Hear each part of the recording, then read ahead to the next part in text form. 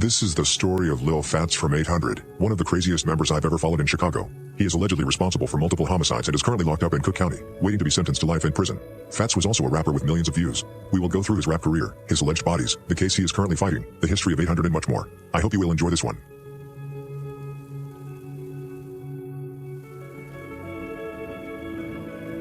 Lil Fatz, whose real name is DeAndre Jennings, was born on February 23, 2000, and grew up on the south side of Chicago. To be completely honest, it's difficult to dig up much on his early family life. From what we can gather, he was likely raised by his mother, who worked long hours, either in healthcare or at the airport, which left him with a lot of unsupervised time on his hands. As a kid, Fatz was known for being mischievous and rowdy, though he actually managed to keep pretty good grades before eventually dropping out of high school. Without anyone at home to keep him on the right path, he hit the streets early.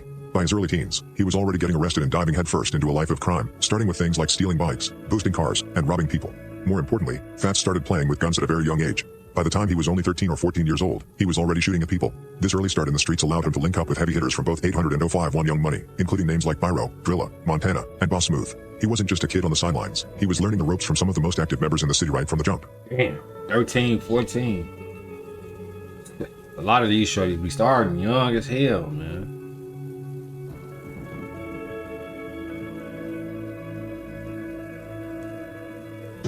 Niggas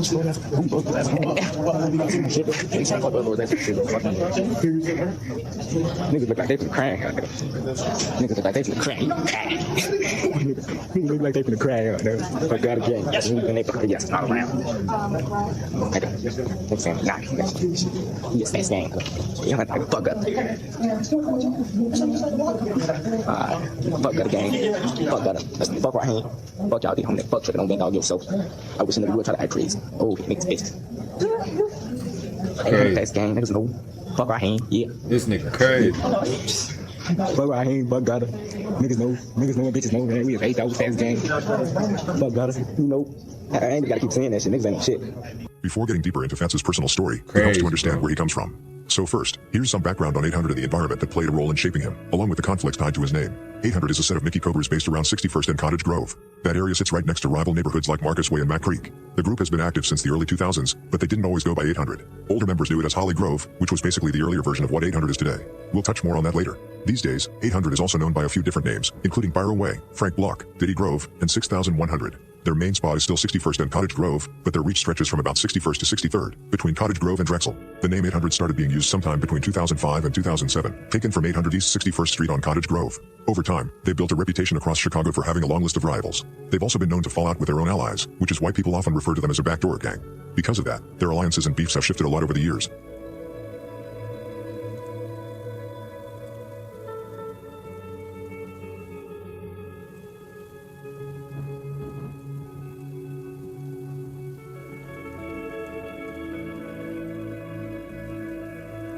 In order for you to understand the history of 800, we have to start with the older generation called Holly Grove, or 800E Holly Grove, who was housed in the same territory as today's 800. Some members who belonged to the older generation were high-profile names such as Diddy, Boss Smooth, Snacks, and Young Snake. An interesting detail is that Young Snake, who used to rap, later became the manager of Boss Smooth. You rarely hear 800 referred to as Holly Grove anymore, except maybe by the old heads who were around back in the day.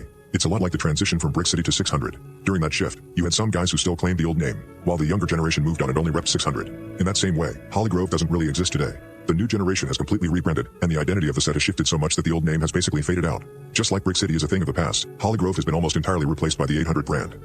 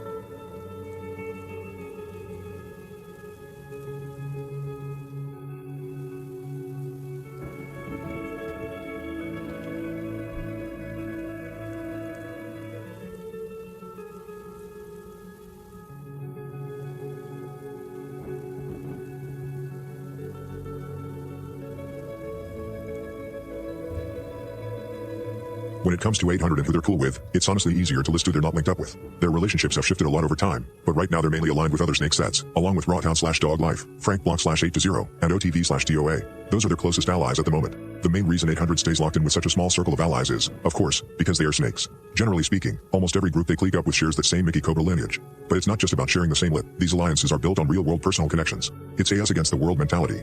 Because 800 has burnt so many bridges and started so much static with different sets across the city, they've basically been backed into a corner. It's really a case of all the other gangs being against them, which forces the different snake sets to stick together just to survive the pressure from every other direction.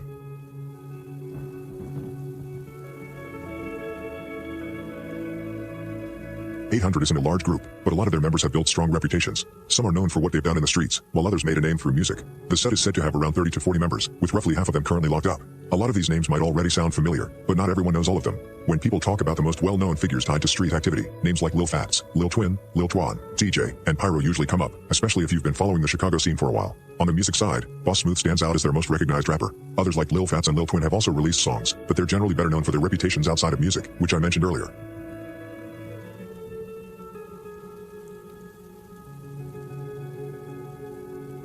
Yeah. Now we get to the first killing involving an 800 member in this story, which is the death of Diddy. He was connected to 800, Holly Grove, No Law, and Chief Town.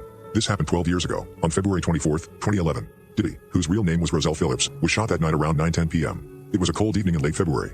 Police said he was sitting in the driver's seat of a parked car on the 6100 block of South Cottage Grove when someone walked up and opened fire, hitting him multiple times. He was taken to Strodger Hospital, where he was pronounced dead about 40 minutes later. He was just 25 years old. There's context behind why this happened. The day before, a McCreek member named Vic was killed after getting into an argument with someone in the 800 block of East 63rd Street. During that confrontation, the other person pulled out a gun and shot him. Vic's real name was Victor Golden Jr. The person responsible was later arrested and charged. He was known as Flying Ryan and was tied to 800/No Law. It's been said that Diddy was there when that situation happened, and that may have played a role in why he was targeted the following night by McCreek. Technically, it wasn't even a full day later. It all happened within hours of each other. Flying Ryan later beat the case, but years after that, he was killed in April 2017. Diddy was considered a well-respected member, especially from the older generation, and he had been around from the very beginning stages of what later became 800. Even today, people from younger generations still bring his name up and speak of him with respect. After his death, Holly Grove ended up adopting the name Diddy Grove, and that's something that still shows up with certain members to this day.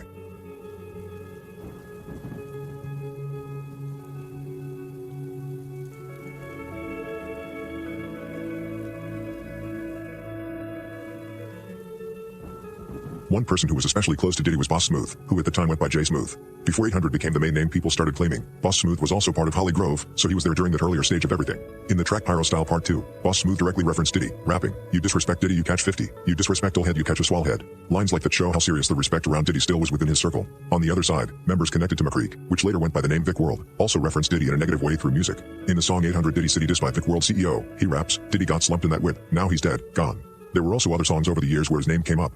In Face by Tonka Toy and Ice Ruga, released in 2012, the lyrics go, "Ask Diddy, he got caught up in that lot, car park, couple shots in his face, now them hitters taking off." Dimp also referenced him. In Money Man's remix of Finito from 2015, he raps, "Facing Diddy to the brain, in traffic switching lanes." Zay Savage from 049 Hit Squad also mentioned him in Die Y, Die Young Money, where he says, "I'm Die Y for and that's for Diddy, F800. He was also referenced by members connected to STL in Taekwon World. And They Wanna Be Us by Lil P, Lucky, and G.I. Joe, they rap, "Saw stripping, blowing Diddy what I be up." Over time, there have been many more examples like this as well. Other artists such as Lil James and Zero from Temp, G Racy from Geo Drive, Rose from 051 Young Money, and Lil Don from Pocket Town have also referenced or dissed him in different songs.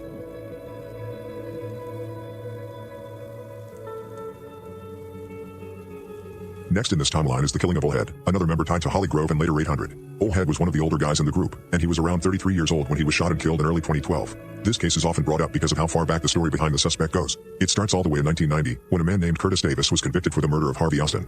Curtis was sentenced to 40 years in prison, but he ended up being released in 2008 after serving a little over half of that sentence. Then, 4 years after his release, on March 27, 2012, he was accused of carrying out another shooting. According to authorities and family accounts, he showed up at a home where 3 people were inside: Terry Brown, Julius Benford, and Old Head, whose real name was Michael Knowles. They were reportedly just hanging out and playing video games when Curtis arrived and opened fire. Old Head was believed to be the main target. He was shot multiple times, reports say around 33 times, and was pronounced dead at the Cook County Medical Examiner's Office, Stein Institute. Terry Brown and Julius Benford were also struck in the shooting and both lost their lives as well. It's crazy, bro. Triple shooting.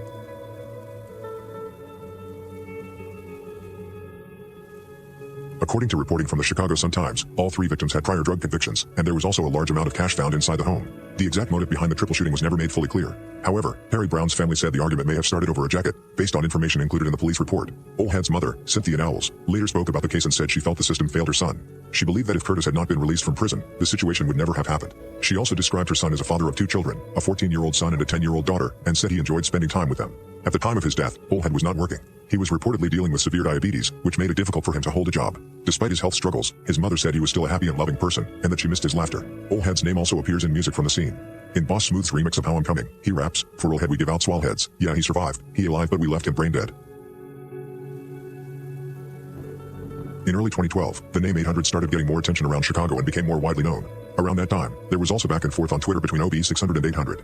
King Von from a Block was one of the people who publicly mentioned and mocked 800 on different occasions. 600 was already in conflict with 800/No Law before that, going back to August 2010 when Young Famous from 600, also known as 7, was accused of killing Mojo from 800/No Law. Later on, in 2013, Boss Smooth posted a tweet saying, "I'm on that BDK shit for Mojo and Fathead, 600K.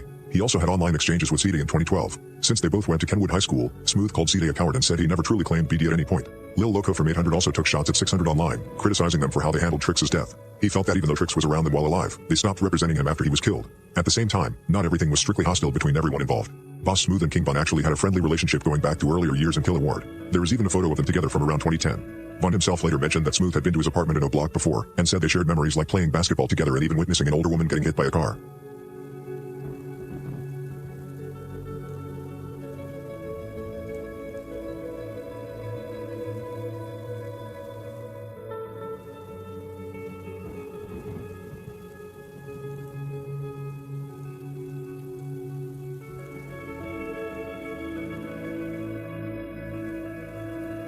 "800 started getting acknowledged in 2012, mainly by Oblock's top member King Von, who wrote several tweets about them. In August 2012, he wrote, "For my 800 tweet, I'm 800K. A month later he wrote, "Man with the F is 800? Whatever or whoever they are, FM, I'm on that." A few days later he wrote another tweet saying, "I'll go through the whole 800 by myself. I'm about to start F them boys up." Von continued mentioning 800 until he got locked up in late November 2012. In late October he wrote, "I still can't believe they made 800. Shit lame homie." A couple of days later he wrote, "I ain't never blown at 800 because I know that Smooth's poisoned them. But if folks happen to fall back on them or branch, I'ma give them the D."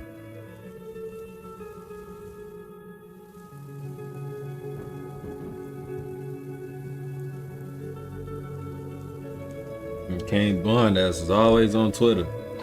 As a side note before moving forward in the story, at some point during 2012, Bike Mike from 800 was shot in the back, and the bullet reportedly could not be removed. Later that same year, he was shot again in the same area, which caused him to become paralyzed. He has been in a wheelchair ever since due to those injuries. There were rumors about who was involved in the first shooting, with some pointing to STL. This was brought up later in a heated exchange on Twitter in 2013 between FBG Duck and Boss Smooth. In that conversation, Boss Smooth wrote to FBG Duck saying that 800 had shot up his home, forced him to move, and that he wasn't really living that life. Duck responded by questioning that claim, writing, "Lol, and you really think the ops shot up Big Mike, huh?"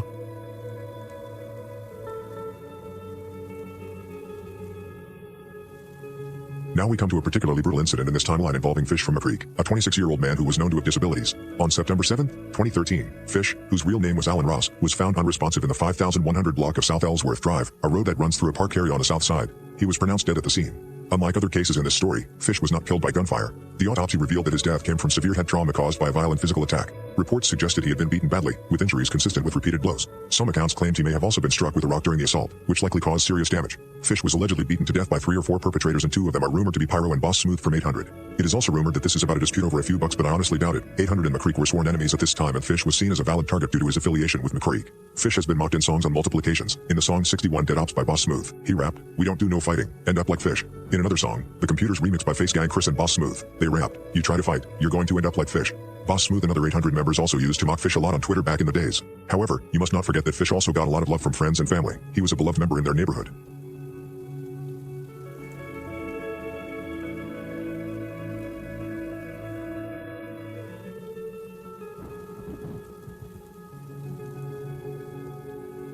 About 6 months later, another member linked to the 800's older Holly Grove generation was killed. The victim was CO, whose real name was Corey Brownlee. On April 13, 2014, Corey was outside with a woman behind his home in the 6000 block of South Indiana Avenue when shots were fired in their direction. Corey, who was 32 years old, was struck in the chest. He was taken to John H. Strodder Jr. Hospital of Cook County, where he was later pronounced dead. The woman who was with him, described as being in her mid-20s, was also hit. She suffered a gunshot wound to her lower right leg. She was transported to the same hospital and was reported to be in stable condition, and she survived the shooting. As for who was responsible, the case remained unsolved publicly, and no confirmed information about the shooter was released.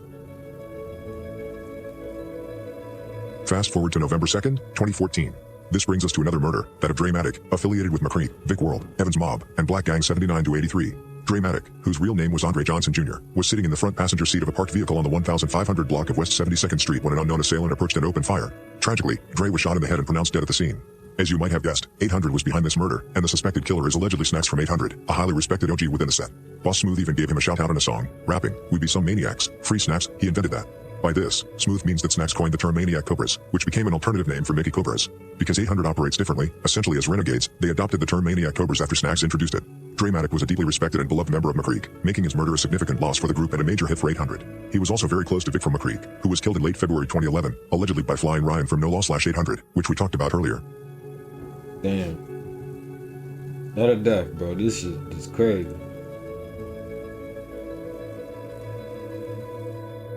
Moving into 2015, 800 had firmly established itself as a legitimate and formidable set. However, they had few allies and were at odds with nearly the entire city. That year, tensions escalated particularly with Tim, leading to frequent incidents. Tim began targeting 800, with Drilla and others shooting up their block. There are also rumors that Abba from 800 killed Kessie from Timber around this time, and Drilla later claimed that somebody went to sleep for Kessie. At the time, one of 800's few allies was 051 Young Money, aside from a few smaller cliques in the city. However, by late 2017, even that alliance began to fade, and 800 found itself increasingly isolated. Now 800 openly beef with 051 and Fatz used to mock Melly in his songs. 800 was also very good at starting new beefs, even at times when they had nearly every Southside set after them. Despite being surrounded by enemies, 800 had surprisingly few losses. There were also a lot of other shootings during this time. For example, 10 from 800 shot Michi from McCreek in the neck and ended up getting snitched on by Michi and received a 15-year sentence. 10 was released in April 2022. By 2015, a new wave of young members was emerging, ready to make their mark on the streets. One of them was Fatz from 800, a name that would go down in history as one of Chicago's most reckless gang members. With multiple bodies to his name, he is now incarcerated, awaiting sentencing for a crime of sheer madness. Damn. I think I heard about Shorty. He was crazy, man. These little boys, wow.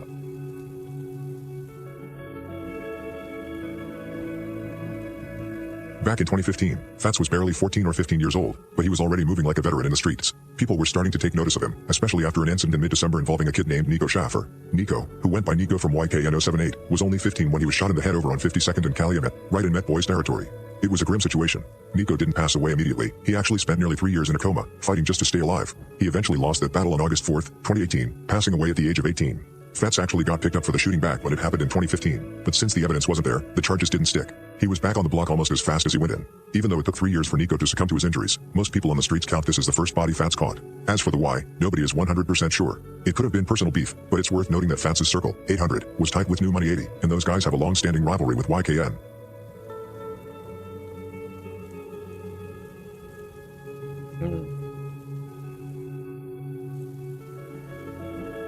Another big event in Fatz's life that happened in 2015, in contrast to him being out killing people, was that he actually became a father to a son. Keep in mind, Fatz was only 15 years old at the time, very young. Young as hell, man. Right around the start of 2015, just a bit after that situation with Nico, the set took another hit when Abba from 800 got handed a 13-year sentence. This was for the shooting of Lucky Steele from STL/EBT. The word on the street was that Lucky actually took the stand and testified against Abbo, and 800 has since come out and confirmed that's exactly what happened. Abbo ended up doing his time and just recently touched down on parole in late August 2024. He's going to be on paper until 2027. Fatz actually brought the whole situation up in his track Smooth style. He had a line saying, "Lucky told on my main mans, but STL, they still his friend, on Mick." It's a bit of a weird bar because everyone knows 800 doesn't rock with STL, Jaro, or Taekwon World, so Fatz was likely just calling out the hypocrisy of them still claiming Lucky after he supposedly cooperated with the law.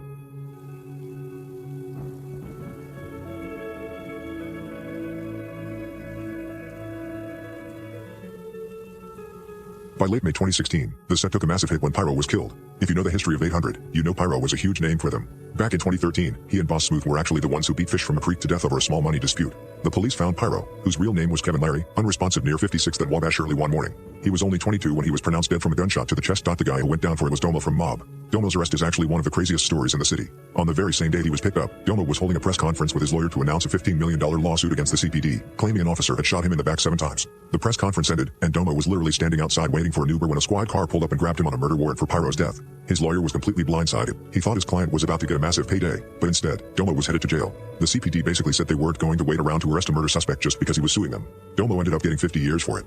Even though he's locked up now, if you look at the footage of the police shooting Domo from behind while he was running, it definitely raises some questions about how the cops handled that situation.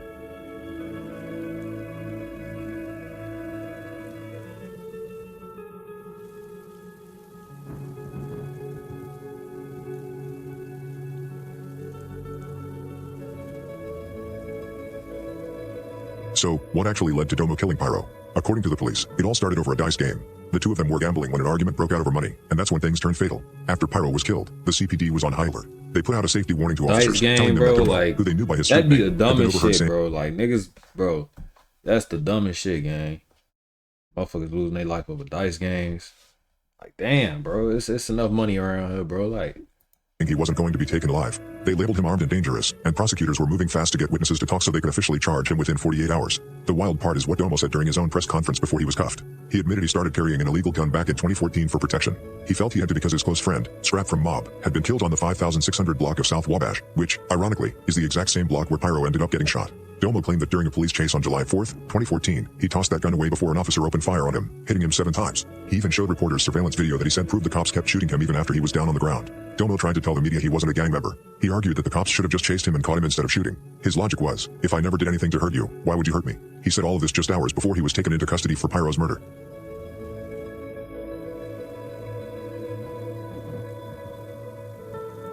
One of the most important things to understand about Lil Fatz is how much the loss of Pyro truly broke him. They weren't just fellow gang members, they were incredibly close, having grown up together on the block with Smooth and the rest of 800 since the early 2010s. Pyro was a few years older than Fatz and acted as a mentor for the younger generation of 800. He was the one who showed them how to move in the streets and basically taught them the ropes. When he was killed, Fatz was devastated. He reportedly made a personal vow to get revenge, and many point to this moment as the start of his downward spiral. While the later death of Boss Smooth definitely added fuel to the fire, it was Pyro's passing that first flipped a switch in Fatz's head. It changed him from a young kid on the block into the reckless, loose screw persona the streets eventually came to fear. That initial heartbreak was what truly sent him on missions.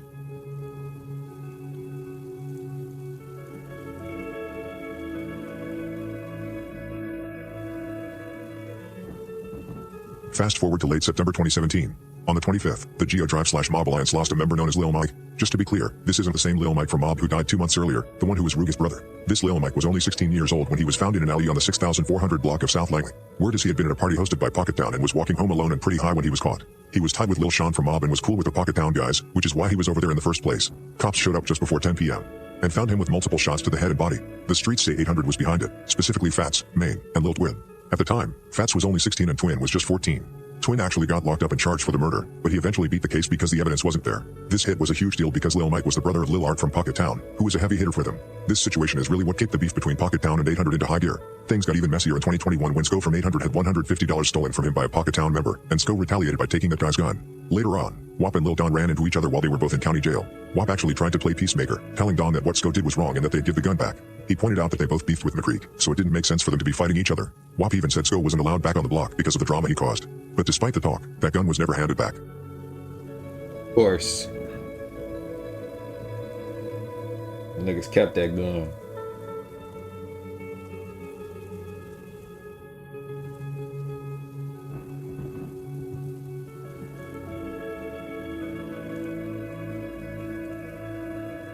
The conversation heated up when Lil Fatz jumped in, bragging that several Pocket Town members had been hit since their beef started. Lil Don wasn't having it, though. He brought up a story from 2019, claiming that right after he got out of jail, Fatz got caught trying to slide on Pocket Town and ended up getting shot while he still had his pipe on him. Fatz fired back, claiming that the very next day, he went out and shot a G Mooski from Pocket Town while he was waiting at a bus stop. He then took it a step further, asking Lil Don how many funerals he had personally caused while holding up 5 fingers, basically flexing a body count of 5. Don just told him he wasn't the one to talk to about bodies because he could go toe-to-toe with anyone if it came down to it. The whole live was mostly just a lot of back and forth tough talk and bragging. This beef is technically still active, and things got disrespectful again in early 2021 when 800 started mocking L.A. Glizzy, also known as Lil Ab, after he was killed out of town. One of the wildest parts of that live stream was how it ended. They were literally planning a shootout on 82nd in Maryland as they were hanging up, and sure enough, a shooting popped off just a few blocks away only minutes later. Lately, things have chilled out a bit, mostly because Fatz and Lil Twin are locked up and likely won't ever see the outside again. But keep in mind, all of this drama happened way later than the timeline we're currently covering. We'll dive deeper into those later years in a bit. Hey, bro, names up right now, bro. Names up right now. Names up right now. I'm gonna tell you who I give a fuck about. Exactly, nigga, you take that. Hey, I'm telling you. Look, I got Lil Mike on his face or his neck or whatever. Okay. G Glizzy got popped. Motherfuckers' family members got shot in their stomach and had to abort their baby, all type of shit. Who else? The nigga Fat Mark. Okay, no, but you said no. How many people count? Okay, so okay, right. Next, we're looking at another hit allegedly put in by Lil Fatz and his friends, the murder of DJ from Taekwon World/Hottie Way. It happened on the morning of August 6th, 2018. DJ was just standing at a bus stop on the 9100 block of South Cottage Grove around 11:15 a.m. when someone opened fire, hitting him in the neck. He was rushed to the University of Chicago Medical Center, but he didn't make it. While nobody has been officially charged, the streets have a few names in mind. The main rumors point toward Fatz, Wap, or Lil Twin being the ones behind the trigger. 800 has been incredibly disrespectful about DJ's death in their music. Boss Smooth went in on him in the track 61 Dead Ops, rapping about how DJ got hit at the bus stop and mocking his name by saying, "We spinning you like a DJ." He even claimed in another song that his own people had already forgotten about him. Lil Twin used that same "they done forgot" line in his song Ethigo, and Lil Fatz got even more graphic in one of his tracks, rapping about how a switch caught DJ in the face. It's clear that out of all their rivals, DJ is one of the people 800 loves to troll the most.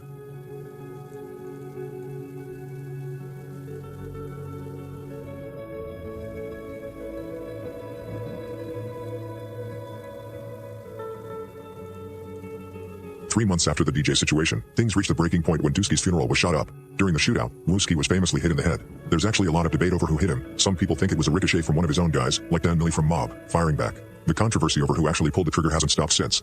Both 800 and O-Block have claimed it. On the O-Block side, the police even questioned King Von about it, and Ed-Dog basically called the play 2 hours before the funeral when he tweeted, "Get back gang gone, get rid of him." Personally, I've always thought it was O-Block, specifically DQ, since his name comes up the most. However, a huge part of the community is convinced 800 did it because of how much they brag about it in their music. Wooski's big brother, Big Mike, who was King Von's rappy, also stated in an interview that Lil Fatz was the shooter. They dropped several bars claiming the hit, like, "If there's a crowd, bring 100 out. Chopper Shell's gun put him down. Wooski headshot that wasn't enough, they still ain't trying to get back at us." They also mocked his condition afterward, rapping, "Yeah, he's alive, he survived, but we left him brain dead, and plus Wooski got his head splack. Why still ain't get his lick back?" Lil Fatz also rapped, "Toolie, you know I'm grabbing my toolie, run up on me, have him looking like Wooski, slide to the funeral, I shoot like a movie." Whether they actually did it or were just chasing the clout, 800 definitely made sure everyone associated that shooting with them.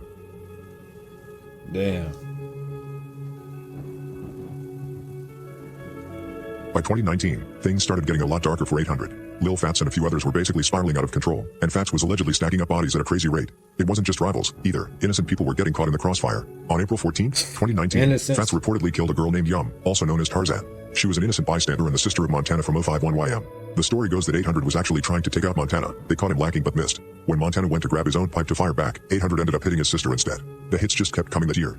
By August, rumors were flying that Lil Twin killed Carter from Sunnyside. Then in September, word was that Fatz caught Hollywood from Stony Spot, allegedly chasing him into an alley and finishing it with a headshot. In early 2020, 800's reputation as snakes really solidified. Fatz and Lil Twin were rumored to have killed Curry-O from MTG during a gun deal. Some say it was a trade gone wrong, but others think they showed up with the sole intention of taking him out. It's wild because 800 seemed to actually enjoy starting new wars and backdooring people. They leaned into that Mickey Cobra Snake persona heavily. For a long time, the rest of the city didn't really respect 800. People used to clown them, saying they were just trying to be like 300 or 600 and weren't actually about that life. But they were dead set on proving everyone wrong. Just 3 months after the Curry-O situation, in March 2020, TJ and Lil Fatz were linked to the murder of Bando Hothead from Face World 069. Damn, just like before, it was reportedly another gun deal where 800 decided to snake the other side.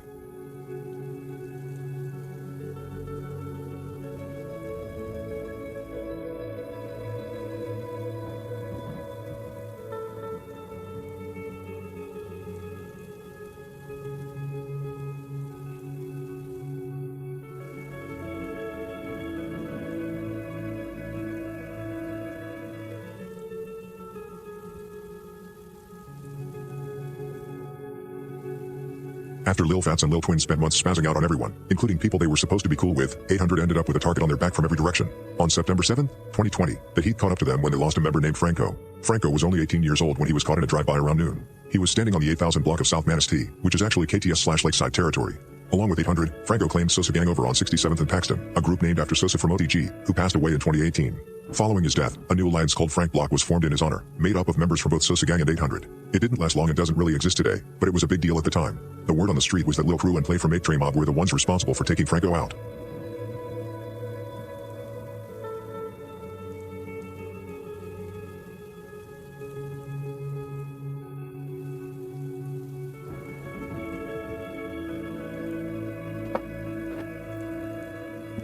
Exactly 1 month after the Franco situation, 800 took their biggest loss yet. This time it was Boss Smooth, the face of the set, their main rapper, and a guy rumored to have a lot of blood on his hands. It went down at a Shell station on the 8600 block of South State in Chatham. Smooth was in the car with Lil Prince from 800, probably just stopping for gas, when another car pulled up and let loose about 30 rounds from a Draco. It was a brutal hit. Smooth was caught in the head and didn't make it. The whole thing was incredibly reckless. A local resident actually posted a video saying they were right across the street when it happened and saw the police pulling up just as the shooters were peeling off. Even with the cops that close, the getaway car managed to hop on the expressway and vanish. To this day, nobody has been locked up for it. When it comes to who did it, the list of suspects was huge because 800 beefed with everyone. The very next day, sets like McCreek, Tim, Murda Town, Face World, and Taekwon World were all posting pictures of their own dead homies, basically hinting that they got their revenge. The rumors really started pointing toward Face World 069, especially since people thought it was payback for Bando Hothead. Timo even dissed Smooth directly right after, and a photo eventually leaked to Face World members in a trap house with F-Boss Smooth spray painted on the wall. Their rappers didn't hold back either. KC Money dropped a line saying, "When Smooth got caught, he got left in his seat." Between the lyrics and the social media posts, most people on Reddit and the forums are convinced Face World was the one to finally catch up with him.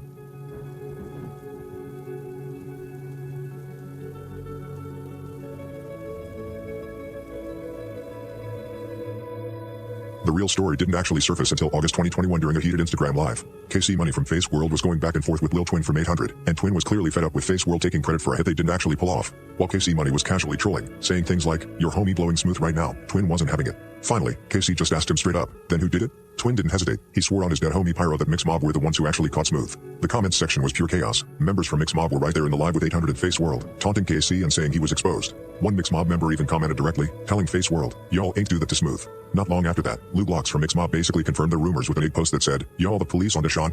By not denying it and calling people police for talking about it, he pretty much told the world they were involved. The word is that Savage and Frito from Mix Mob were the ones behind the trigger. Losing Boss Smooth was the beginning of the end for Lil Fatz and for 800 as a whole. He was the anchor for the set, and once he was gone, the whole house of cards started to collapse. Man. These niggas be 12, man. On Pyro, Mix Mob kill Smooth. Nigga on Diddy. You or Face right has shit to do with that. On Pyro. So who kills Smooth? Why you want to talk about dead bodies on here, bro? Yeah, I know, because you cap, you know, y'all do that shit. Yo, like, you can have it. Why you want to talk about dead bodies, bro? On Pyro, how you that? Hey, look, check this out, bro. You want my number, bro? Look, man, send it through. Because I link for real. You want my number, bro? I can link up all that shit, bro. Y'all ask Cappy, bro. Send your number, then I link for real. I link for real. I really do. 800 for Lincoln. 800 for Lincoln. You know we was just close to you, bro. Hey, you doing all that on my... Lincoln, these niggas going crazy as hell.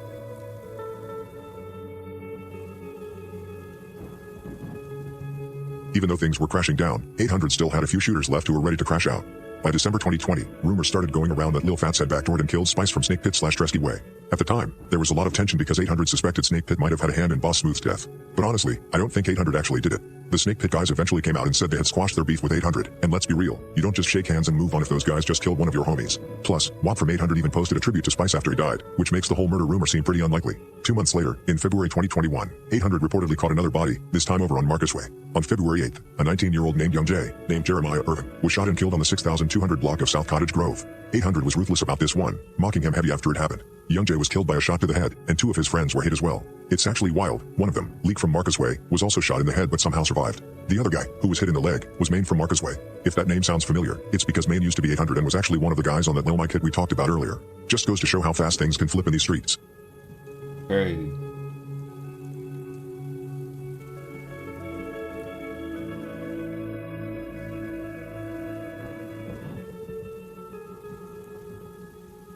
So, names up right now. I'm gonna tell you what I give a fuck about. It don't matter what y'all give a fuck about. Exactly, nigga. You take out, nigga. Hey, I'm telling you something. Look, I got Lil Mike on his face, on his neck, or whatever. Okay. He Glizzy got popped. Motherfuckers' family members got shot in their stomach and had to abort their baby, all type of shit. Who else? The nigga Fat Mark. So, okay, look, but you said all that. How many people count? Okay, so okay. Now we've reached the situation that triggered the actual fall of 800. This was the moment that took their 2 heaviest hitters, Lil Fatz and Lil Twan, off the board permanently. It's honestly hard to put into words how badly they crashed out here. We already knew Fatz was a loose screw and basically a psychopath, but this was a level of recklessness that nobody saw coming, even from him. By the time it was over, 3 people had lost their lives. Everything kicked off on the morning of November 11th, 2021.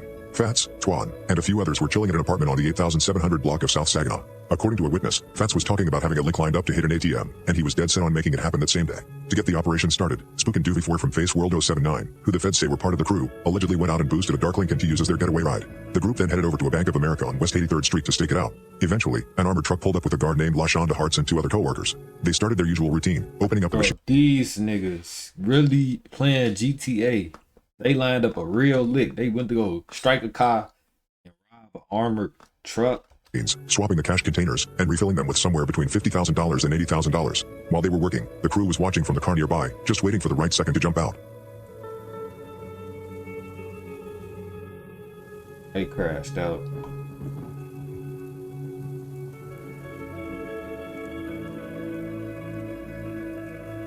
As one of the male guards was carrying the cash back to the machines, Lil Fatz and Lil Twan reportedly jumped out, pointed their guns, and demanded the money. A struggle started, and Fatz, Twan, and another guy, likely Spook, started shooting. During the chaos, LaShonda Hartz was hit 3 times, catching shots in the chest and stomach. She was rushed to the hospital but tragically passed away from her injuries. Another guard took a shot to the chest as well, though he luckily managed to survive. Despite all that violence, the crew didn't even get the money. They couldn't grab the cash containers and ended up fleeing the scene empty-handed. Instead of laying low, Fatz and Twan allegedly went and robbed a booth. Bro, these niggas didn't even get the money. Like, they crashed out bad. Didn't even get the bread, bro.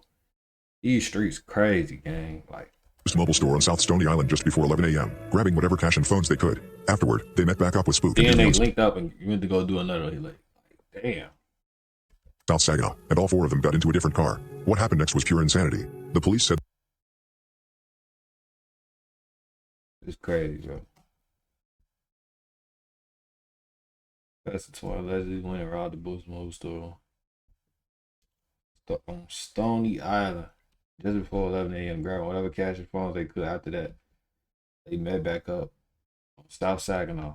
that Fatz and Thwan basically executed their own accomplices, Spook and Doobie from Face World 079, right there inside the vehicle. They completely turned on their own. They killed them. They met back up with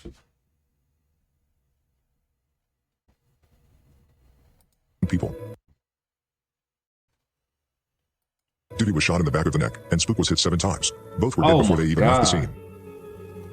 They backdoored the niggas after that? These niggas was reckless.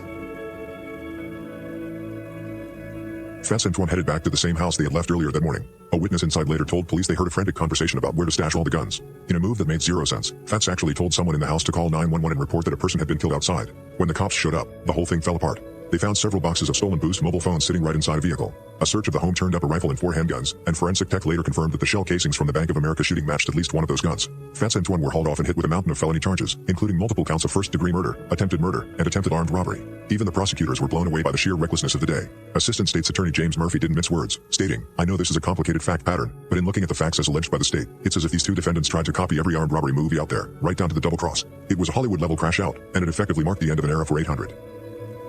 Yeah, they ass overly crashed out.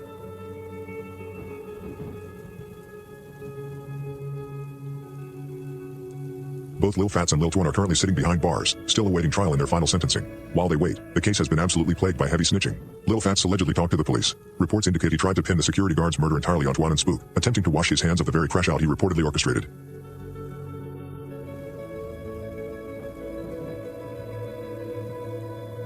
It comes as no surprise to anyone that Fatz is now facing a lifetime behind bars. He transformed from a young kid on the block looking up to Pyro into one of the most reckless and feared names in the streets, but that reputation came at a massive cost. His run was defined by a string of high-profile shootings and a growing body count that eventually made him a target for every set on the south side. Fatz was a loose screw who seemed to thrive on the chaos. Between the extreme violence, the innocent, and not innocent, lives caught in his path, and the final irony of him allegedly snitching on his own to avoid the consequences, his story reached the only end it could. He set out to prove he was the most dangerous and crazy member in the streets, but in the process, he ensured his own failure. This is the legacy of the fall of 800, a story centered on a man who declared war on everyone and ended up losing everything.